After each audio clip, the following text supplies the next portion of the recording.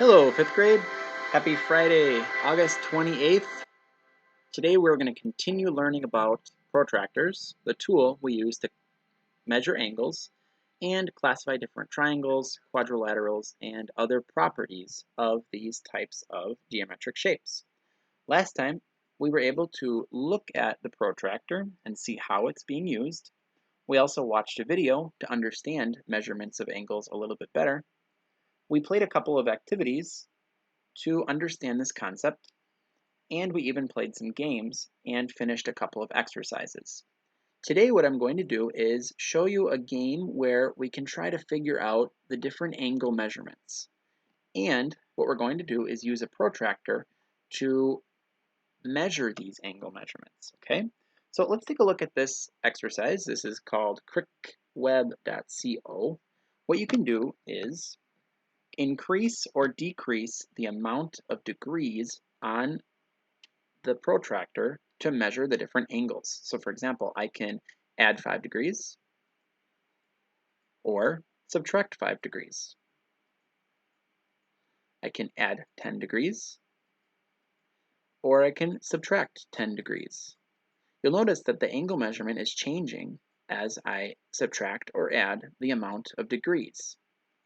Now I can also pick a random acute angle or a random obtuse angle. You'll notice that an acute angle is less than 90 degrees, whereas an obtuse angle is more than 90 degrees. If we were to look at a 90-degree angle, we would have to, for example, go right about, let me see if I can get it to exactly 90, right there. A 90-degree angle is also called a right angle. So let's see. Let's guess this one right here. I already told you that it was 90 degrees, and that is correct. Let's try another one, random acute. Let's go a little bit closer so we can understand this angle measurement. I see that it has 30 degrees marked, but then it also has a little bit more, right? So 30, 31, 32, 33, possibly. Let's see if that's correct. 33. All right, let me try this one more time. 33. Okay, what we're going to do is we're also going to understand the different measurements of an angle. We're going to pick which angle. Okay, so for example, I can try to find an angle measurement that is 120 degrees. Which angle measurement on the screen shows 120 degrees? Well, it's not this one. That one's way too small. And these ones look pretty decent. I wonder if it's one of those. Let's try this one. Ooh, too large. I need one that's a little bit smaller. Let's try this one right there. All right, I found it, 120. The next one says 100 degrees. I already know what a 90-degree angle looks like, so this one looks similar to a 90-degree angle. It's probably this one. Ah, okay, we found it. 40 degrees. How do we find a 40-degree angle? I wonder if it's that one. Oh, that's too large. I need a smaller angle than that. This one looks smaller. Good. 120 degrees. Which one is 120? I wonder. This one? Yep, good. 140 degrees. Oh, too small. I need a bigger angle than 100. Probably this one. All right, good, we found it. 80 degrees.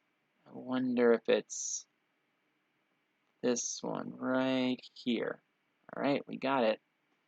And another 80-degree angle. Well, these are two complementary angles, right? 80 and 80. These two are measuring the same amount. 60. Let me see if I can remember from last time. This one, too small. 60. Okay, we found it. Look at that. We got 8 out of 12. That's pretty decent. We're going to go back to the game that we did before. Okay, I seem to have lost it. This game all talks about angles, and it's a demonstration tool to aid in the use of a protractor and testing angle measurement skills. Let's click on that one more time. There we go. Okay. let's see if we can try this one more time and add 5, 10, 15, 20, 25, 30, 35, 40 degrees. We got it right. Let's add 10 more. 40 plus 10 is 50 degrees. Plus 10 more, 60 degrees. Let's check it. Correct. What if I add 5 more degrees? Then we would have a 65-degree angle.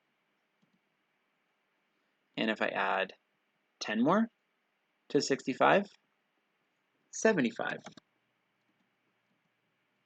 And if I add 10 more, 85.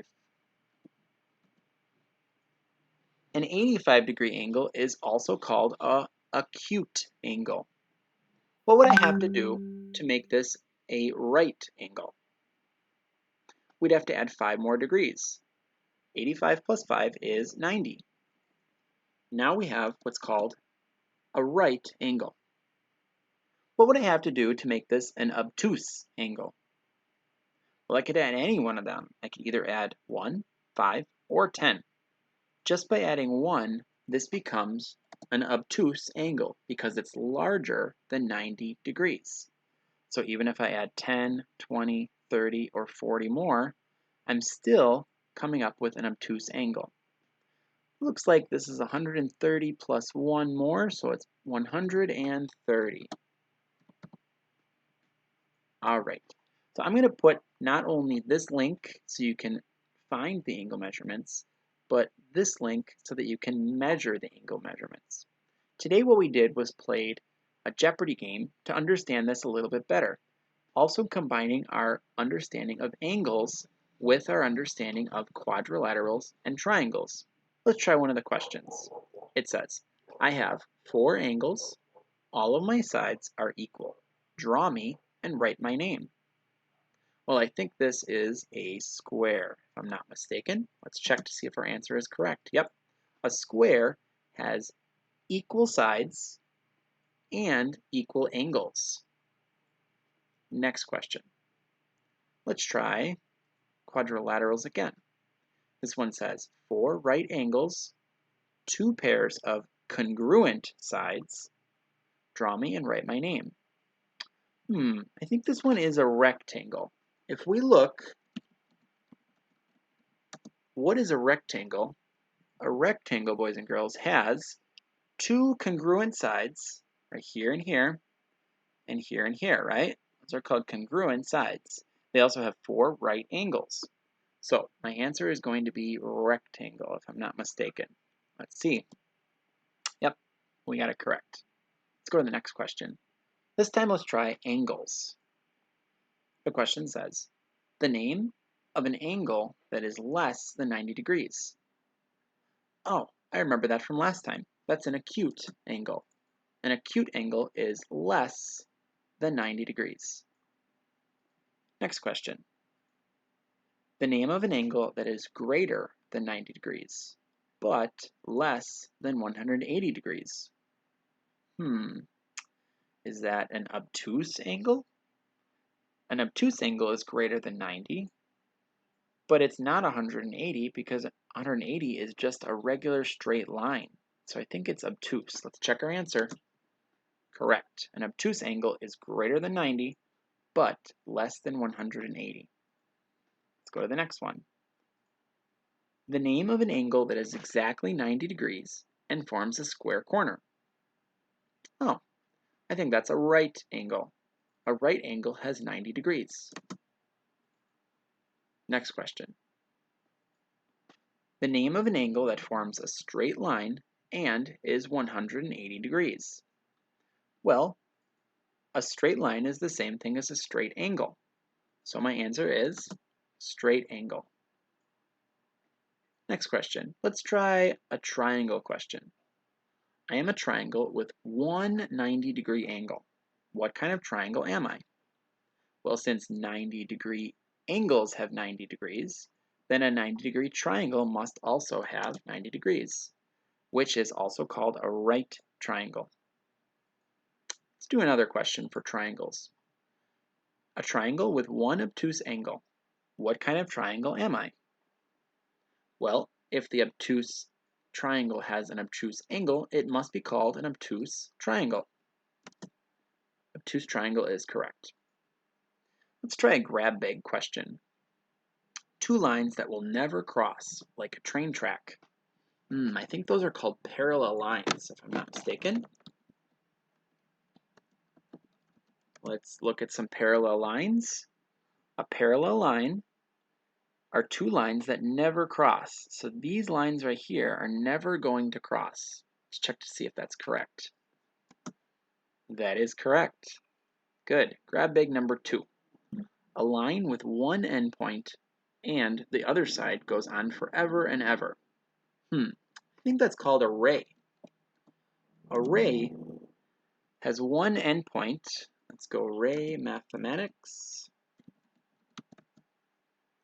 All right, a ray has one endpoint, for example, point A, and it goes on forever and ever, even though it passes through point B. So I think that's called a ray. Let's check to see if we got that correct. We did. A ray has one endpoint, and the other side goes on forever and ever. Next question. A line that has two endpoints. I think that's called a segment, if I'm not mistaken. Yeah, a line segment. A line segment, let me show you, looks like this. Here we have a line segment, AB. It has two endpoints, and they don't go on forever and ever.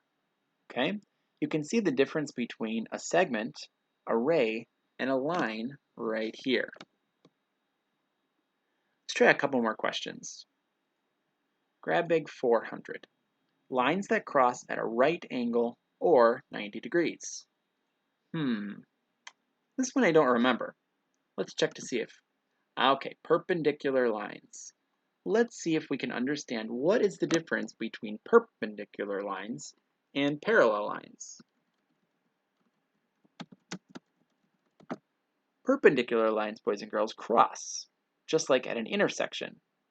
They can either cross like this, horizontal and vertical, or you can have diagonal perpendicular lines. You'll notice that inside of the perpendicular lines where they cross form right angles.